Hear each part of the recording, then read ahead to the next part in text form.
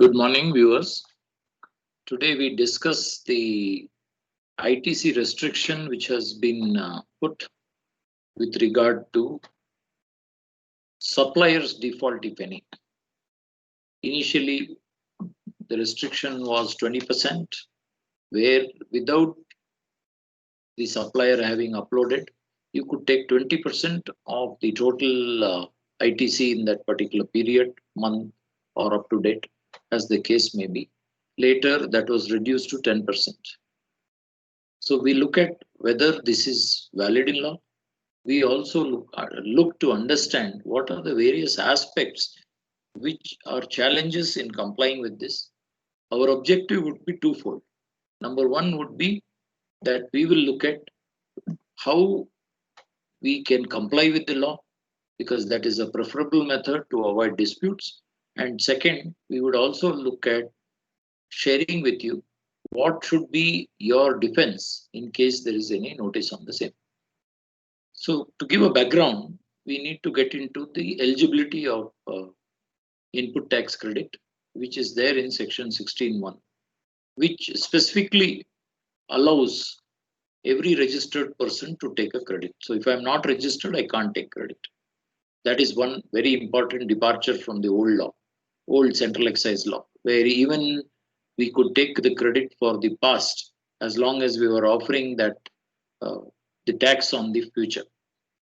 This is not specifically enabled in GST. Today's session anyway doesn't focus on that. So what is it that we are eligible for? We are eligible to take credit of input tax charged on any supply of goods or services, or both, which are used, or very importantly intended to be used in the course or furtherance of business, and the said amount shall be credited to the electronic credit register or ledger of such person and can be utilized for payment of his taxes. Key aspects is it should be entitled, as there are some restrictions. It should be used or intended to be used in furtherance of business.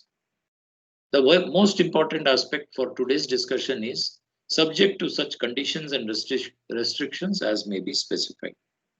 Let's look at, there are a number of restrictions which are there, but today we discuss in this session only 36(4). 36(4) basically sets out that input tax credit can be availed in respect of invoices or debit notes which have been uploaded by the supplier. And in case of that quantum which has not been uploaded, that should not exceed 20% up to a particular date, and later 10% of the eligible credit. So here we are finding it a little difficult to find out what this 20% is and whether it is something which is valid in law. The aspect or the term as may be prescribed is very important, and we need to understand the background of this. If we look at Article 265 of the Constitution of India, it says that tax shall be collected only with authority of law. So if there is no authority, tax cannot be collected. By restricting my credit to something which is beyond what is prescribed, can it be a tax collected without authority of law? The valid question will be, is it in line with section 16(1)? That is 36(4). Is it in line with 16(1)?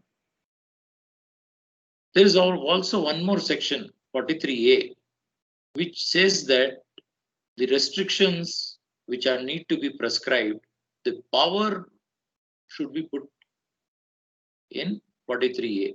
However, though this was referred by the GST Council more than a year back, it has been kept in abeyance, obviously because of certain reasons. It is invariably possible that there is going to be a challenge because GSTR 2 and GSTR 3 still not put in place to enable matching, and without enabling matching, can such a rule be put in place? Should powers be put where such rules can be put in place? is the question.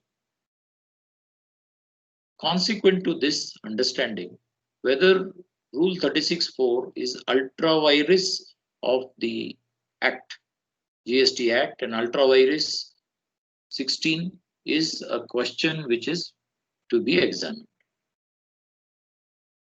Whenever any provision or prescription is given, what is given should be possible. For example, I should be able to go to the portal and get all this information and satisfy myself about the compliance of the supplier. That means whether the supplier has filed valid returns, whether he has paid the taxes, whether he is not under scrutiny for using fake invoices or issuing fake invoices. In the VAT regime, there used to be a portal which used to give us the list of suppliers who are issuing fake invoices, and therefore I had a facility to check and not take the credit of ITC. This was there in some states which I know of, Maharashtra, Karnataka, maybe many other states. However, under the GST regime, the suppliers' compliances I cannot make out. It's impossible. There's a decision of the High Court of Mumbai in Indian Seamless where they say that whatever impossibility is there in the law, it cannot be insisted on. It would be said to be unreasonable and arbitrary and struck down. Therefore, Rule 36(4) can be said to be legally invalid. There is another thought process that whether the power can be taken under Section 164.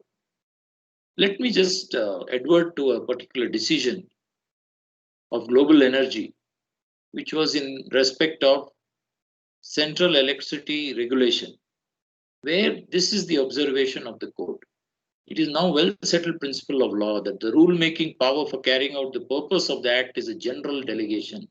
Such a general delegation may not be held to be laying any guidelines. Thus, by reason of such provision alone, the regulation-making power cannot be exercised so as to bring into existence substantive rights or obligations or disabilities, which are not contemplated in terms of the provisions of the said Act. In this case, it's the obligations. How can I be put to look into an obligation which is on the vendor or the supplier of services or goods? Can this be constitutionally challenged? Our view is that yes, very much so. There's also an article written by our office, which is as the link which is provided here. Some more strength to the thought process which we have is a decision of the Supreme Court. This was in the service tax law, where supplier non-compliance, whether it could lead to the denial of SENVAT credit was the question. In the SENVAT law, there was a requirement that one has to take due care and caution. And all of us for decades had felt that if I have a KYC, I'm making payment in check, I have received the goods or services, then my eligibility could not be questioned.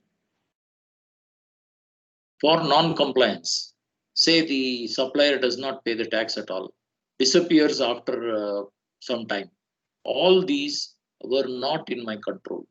As long as I was not conniving with him, I was not involved in this deception, this particular rule of KK Industries is very important.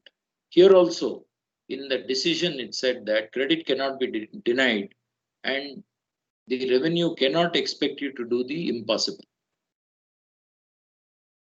because it would be an infringement on our right to do business under Article 19 and also may touch on the Article 14 on equality for all who do business. Therefore, this particular ratio could be something of use. So what is it today we are going to look at in this background? We would still say that since the law is in place, we are going to try to avoid dispute to the maximum extent. Compliance is preferable if possible, and within whatever constraints they have given, by intruding into the supplier's business to some extent, if possible, we would like to comply.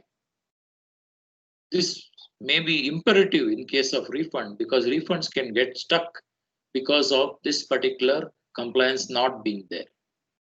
In case we do not do this, or we are unable to do this for all the categories of suppliers, we could also go for ABC. Wherever it is A category, we would like to resolve and comply. For B and C, we may not find it worth it. For following up for a credit of 100 rupees or 500 rupees, we cannot follow up and put resources and time behind that. So therefore, in those cases, if we have not followed up, if we have not complied, and if there is a notice, then what?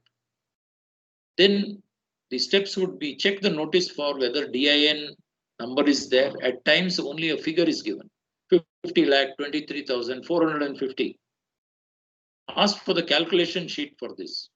If there is no, if these two are not there or either are not there, send a reply by RPAD and or speed post asking for clarity and calculation to enable reply.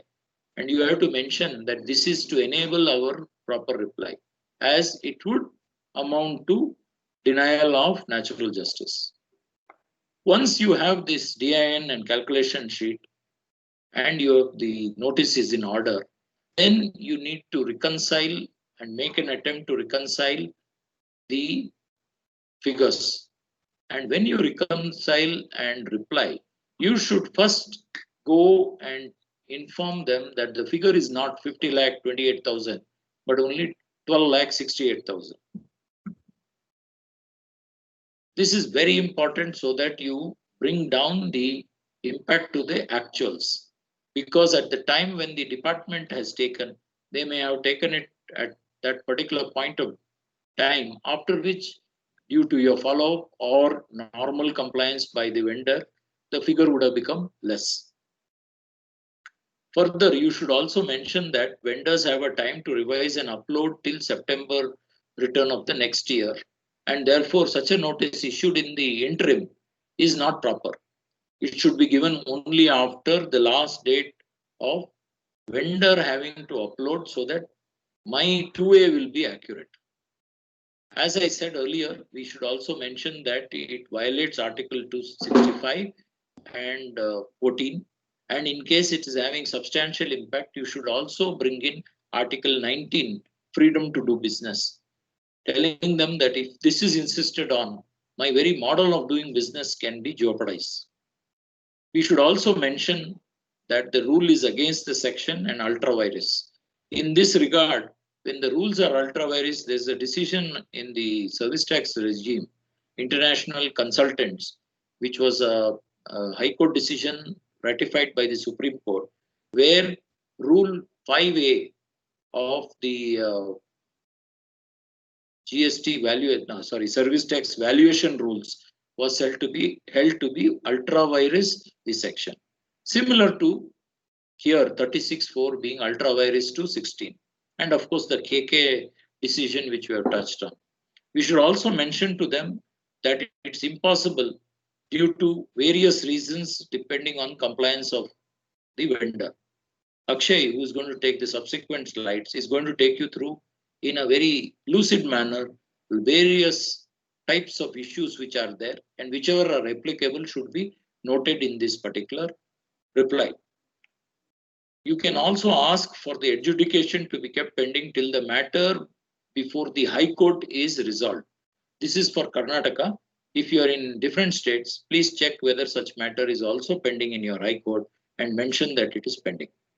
I would request Akshay, who is dealing with this day in and day out with clients and looking at different types of compliance errors, to add value and give some solutions for, especially for ensuring compliance rather than litigation. Over to you, Akshay.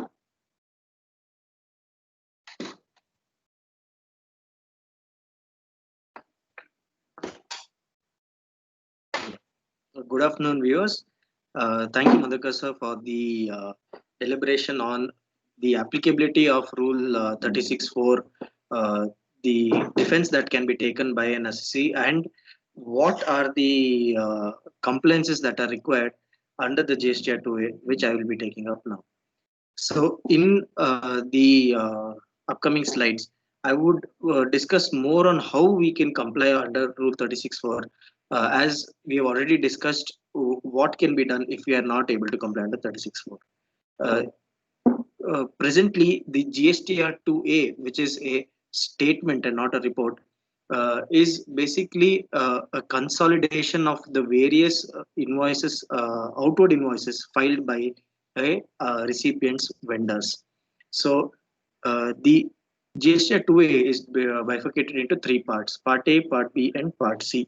Part A has the B2B invoices, and Part B has the GSTR 6, which is your ISD returns data. And this will be the information which will be within a PAN for the various GSTINs listed under the same PAN. Part C will have the details of the TCS and TDS, which comes from the GSTR 7 and GSTR 8 returns. Please note, B2C invoices will never appear in the GSTR 2A, as the recipient is expected to be an unregistered party. So wherever there are invoices issued to B2B customers but uploaded in the GSTR 1 as B2C, the amendment would be required in such cases. So what is the use of the GSTR 2A presently? This helps in matching the credit which is appearing in the GSTR 2A against the tax invoices and the goods and services received against such uploads which are there in the GSTR 2A.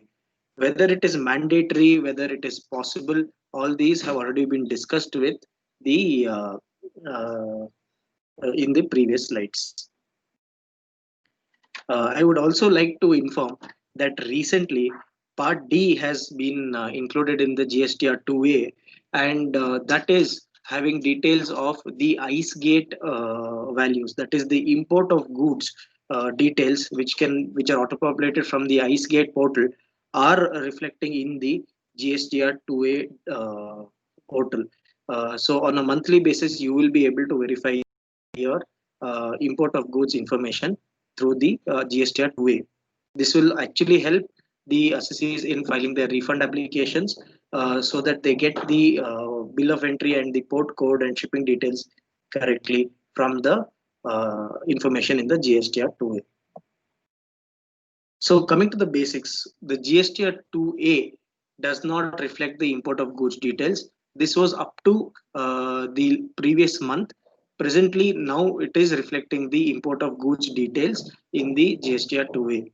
RCM, import of services, this will not be possible to be reflected in the GSTR 2A, nor will the RCM for domestic vendors, which are coming from the unregistered vendors, reflect in the GSTR 2A. The fact of the matter is, when it is a B2B transaction, only those transactions reflect in the GSTR 2A. Albeit the only exception being import of goods, which is not coming through the vendor upload, but it comes through the IceGate portal, which is under the customs. So the RCM details where it has been paid, tax liability has been paid on import of services or from the domestic vendors where the RCM is applicable, those details can be taken from table 3.1c of the 3.1d of the GSTR 3B returns, where it is your outward liability which has been displayed.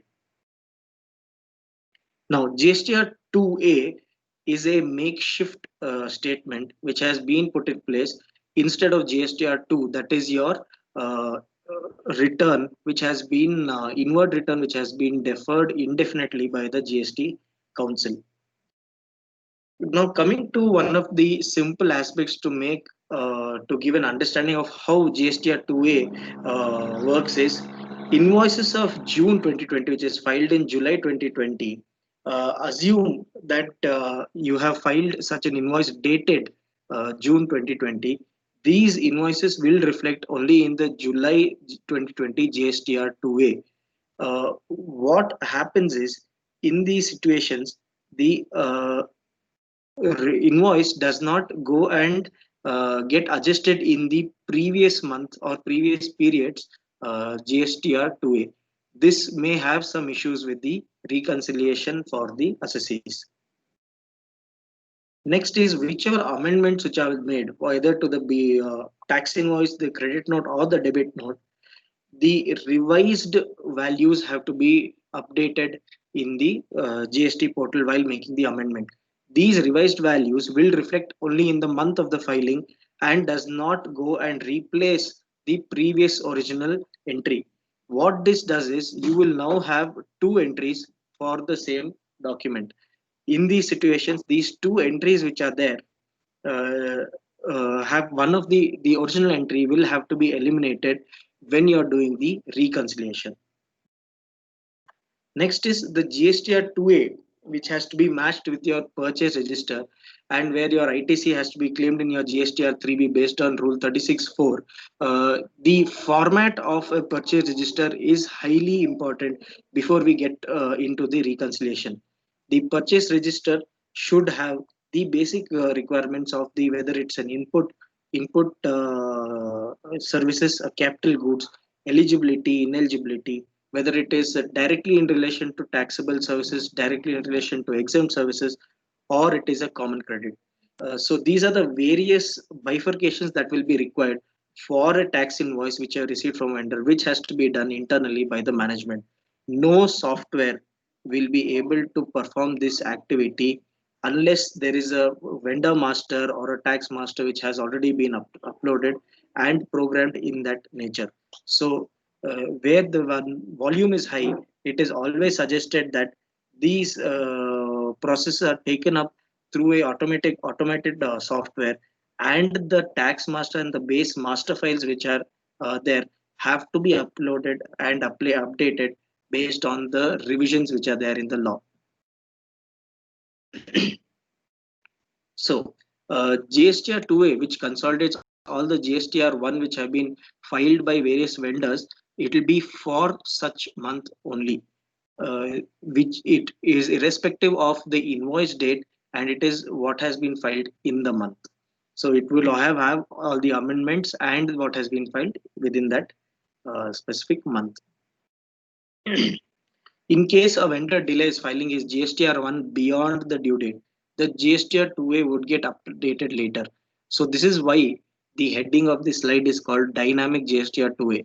So where a vendor has filed his GSTR 1 on a delayed basis, say for the month of July, the due date was August 11th, but he has not yet filed his GSTR 1, and he may file say in September or October 2020. At that time, the GSTR 2A for the month of July of the recipient will get updated when he uploads, when the vendor uploads in September or October. So this means the data is not static and it is dynamic.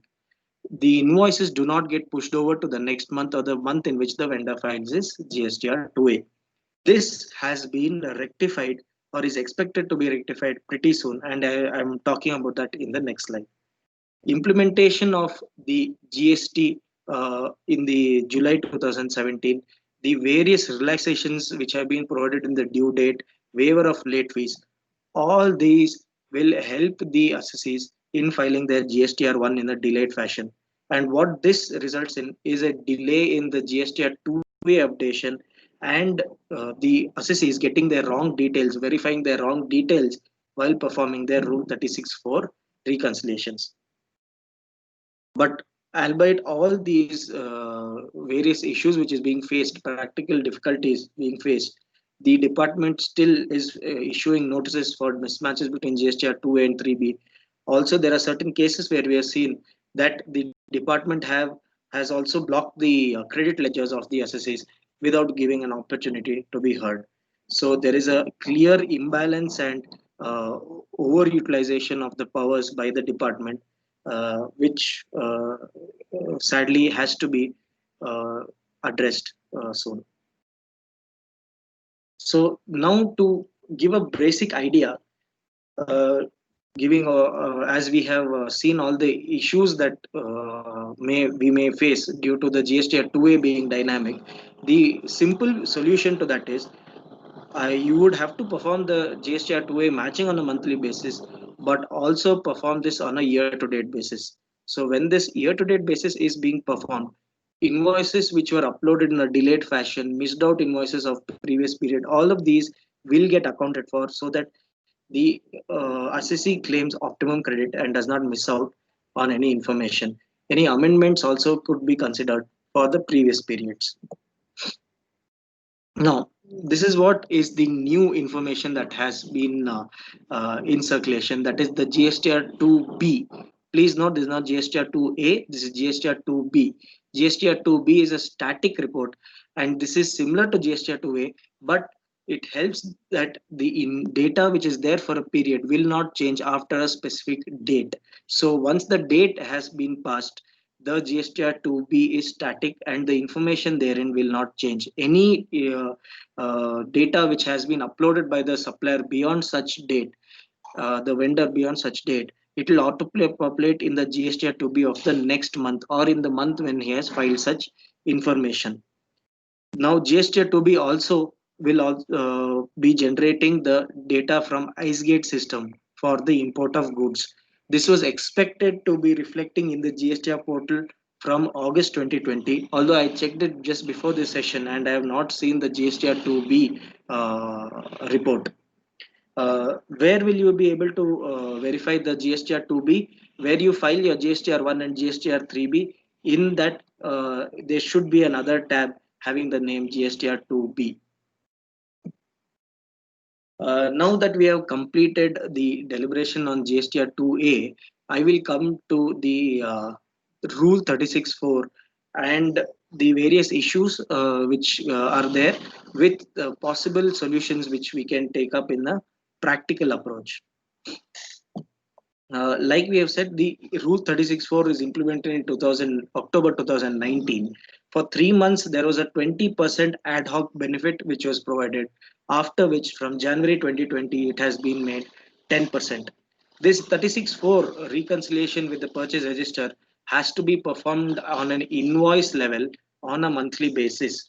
Not on a vendor wise level, not on a summary level. It has to be performed invoice level on a monthly basis. There has not been any information or clarity given by the government on quarterly return filers. Now, this is a major issue. There are situations wherein the vendor cannot file his GSTR 1 on a monthly basis and can file the GSTR 1 only in the quarter end. And this enables the recipient to claim the credit only at the end of the quarter, although invoices are being received on a monthly basis. This is a issue in the portal which is impacting the assessee's tax optimization and his cash flows. So business is being affected due to procedural flaws in the structure. The next is the consequence of non compliance to Rule 36.4. Like I said, ITC blockage, which is department may block your credit ledger. They may begin recovery proceedings, may attach your bank statements or properties. This is provided in Rule 86A, wherein they have also provided on what can be done in relation to blocking of the electronic credit ledger. Like it was discussed previously, the section 43A has not yet been notified, and the rule has been implemented, which is, in my opinion, ultra vires and overriding the act. So this is a simple illustration that we have provided, wherein it displays the credit calculation on a summary level. That is, ITC as per books say it is 10 lakhs and ITC as per GSTR 2A is 6 lakhs. Please note, when I say ITC, it means eligible ITC only.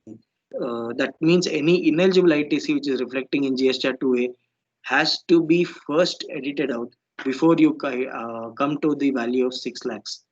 So then you can take an ad hoc credit of 10% of the GSTR 2A eligible ITC, and then the balance which is not eligible to be claimed can be carried forward to the next month.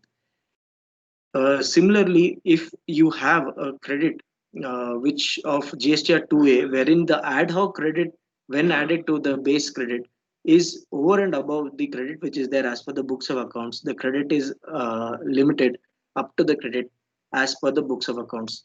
Here, please note, if you have any credit balance which was not claimed in the previous months, that can be added to the ITC as per the books of accounts.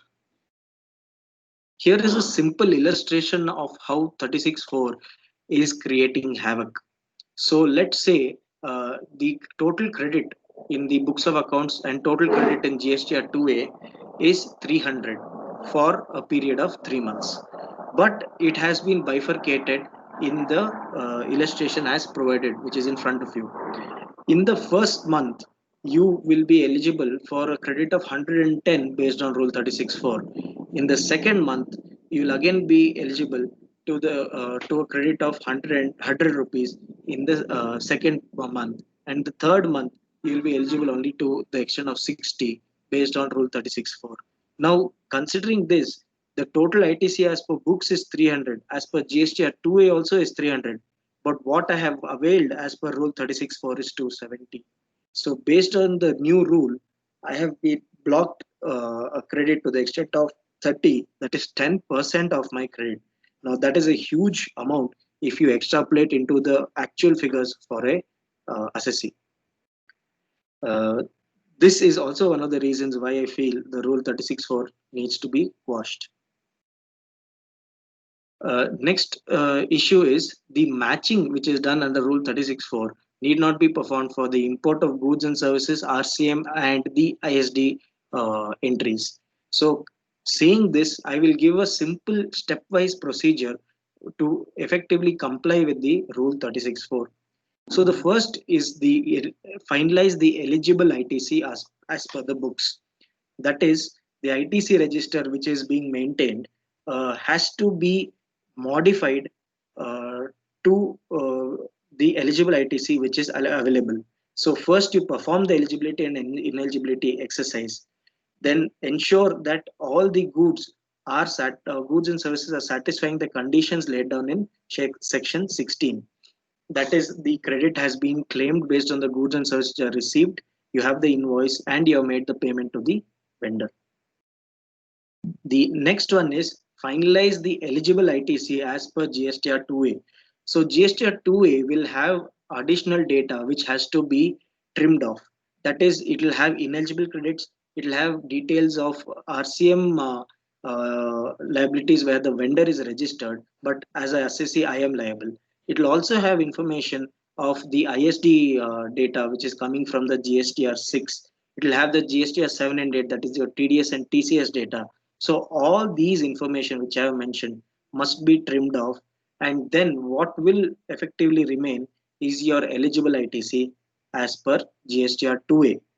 Please note, when you are doing this activity, when you have downloaded the GSTR 2A, ensure you have the information of when it was downloaded and what the total values were as on the date when you had downloaded, because the GSTR 2A is a dynamic file. In the GSTR 2A also now, you need to then, when you're doing the matching against the books of accounts, you need to keep pending the invoices which have been which are not satisfying the eligibility conditions under section 16. Say for example, you have not received the goods and services, or say for example, you have not received the tax invoice itself but received the goods and services from the vendors. So in these situations, there will be a reflection in the GSTR 2A, but there won't be an ITC eligibility in the books of accounts. These must be kept pending for the next period for the credit claim. Amendment invoices ensure that the original invoice value is removed and the amended or the revised values are considered in the current month. So once you have done this and performed the eligibility and ineligibility exercises in the GSTR 2A, then you can consider 110% of the GSTR 2A and do a verification against the GSTR 3B values and claim the credit in the GSTR 3B as per this computation. While doing this, this is the stepwise procedure which is being provided is to be done not only on a monthly basis, but also to be done on a year-to-date basis. Yes, I understand this is a very tedious procedure, but this will help ensure that there are no missed out credits, and also ensure that the compliance to Rule 36.4 is being performed. Now, some additional tips for compliance under Rule 36.4. You can bifurcate your credit ledgers into the following: ledger 1, 2, 3, 4, which I mentioned. That is, one is the eligible ITC, which is matched and claimed. Next is the unmatched but claimed, where it is based on the ad hoc percentage credit. And the third ledger will be the ITC, which is unmatched and unclaimed. And the fourth one is ITC, which is just unclaimed. So in these situations, the ledger 3 and 4 is 3 is where it is there in the GSTR 2A but not there in the ITC, therefore not claimed. And number 4 is where it is there in the books but not there in the GSTR 2A. Now all these ledgers have to be created tax headwise. Another tip which is required for this Rule 36.4 compliance on a practical, on a business basis, is the vendor analysis and categorization. So it is suggested to perform a vendor analysis, categorize them into say A, B, C category, and in that categorize the vendors based on their compliance with the law, based on their what you call tax payments track record, and also their size and nature of business. So once you have taken all these points into consideration, the non-compliant vendors can be expected to first upload their GSTR1 so that it reflects in my GSTR2A, post which I will make the tax payment to such vendors. This will also help in effective reducing your vendor communication, and also helps in vendor relationship management. Now, some practical issues which are there, which we have seen is, before Rule 36.4 came into light, department was still sending notices for discrepancies between the GSTR 2A and GSTR 3B through ASMT 10. They were generally sending this for a quarter, and they were not providing any bifurcation between the tax heads. The reply was to be given through ASMT 11, either through online or manual with an acknowledgement, and it had to be provided with details of any interest or tax which was paid in lieu of ASMT 10. What we suggested to our clients was send a covering letter which has the grounds for rebuttal, mainly being that GSTR 2A is a return, and therefore ASMT 10 cannot be issued to us because it is not a scrutiny of returns, uh, as it is only GSTR 3B against a statement and not a return under GST. The time limit which is there to claim ITC was can be extended based on the circular to 26 by 2017, and therefore although it was not claimed in a said month, it was claimed in the subsequent months within the time limits under the law and the circular. Now, after Rule 36.4 has been implemented, department is sending notices which may be with or without DIN. There was also a video wherein the finance minister has said that if you receive any document without DIN, throw it in the trash. Although practically that may not be feasible, the department still may be able to perform certain litigations if you have not responded to a notice without a DIN. Here, the main issue is where the department is not providing an opportunity to be heard to the assessee and automatically going ahead and blocking the credits in the electronic credit ledger. Of course, there are various case laws which are there in the previous tax regimes which say that the option of opportunity to be heard is mandatory and right of an assessee, and therefore when litigated this will for sure be in the favor of the assessee. Now the new returns which were proposed to be implemented in October 2020, which have been deferred for almost 1.5 years, have been scrapped, and although this overcame the dynamic GSTR 2A issue, now has been scrapped.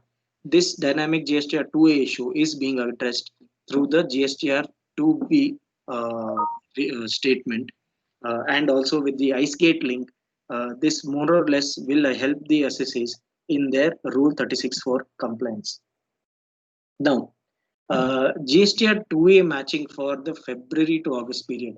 Now, during the pandemic, the government had given a relaxation wherein for the period of February to August, the assessee is allowed not to do a Rule 36 for matching on a monthly basis and can claim the credit based on his purchase register or his books of accounts. The condition being he has to perform these reconciliations for the February to August period on a cumulative basis in the month of September 2020 GSTR 3B. This requirement will enable the assessees to claim credit without doing a reconciliation. Although on a cumulative basis, when it is being done in September, the important aspect to be verified is, does the vendor know that the GSTR 1 due dates have now been brought back to the general time limits and he is filing within the set time limits? If not, this will have an impact on the credit claim in the month of September. The another important question which has been coming up in this period is, for the period of October 19 to Jan 20, when the Rule 36.4 was implemented, whether the ITC which was not claimed during that period because the GSTR 2A was much lower than the credit in the books, can that be claimed in this period when the relaxation was provided? Very strictly speaking, no. Although if you can ensure the vendor files his GSTR 1 before the September month, the credit could be claimed. Also, the another question is, what about the persons where we have claimed the ITC but vendor has not uploaded before we file the September month GSTR 3B? The answer is very simple. The ITC has to be reversed with interest. I'm not considering the fact that you would litigate the applicability of the rule itself.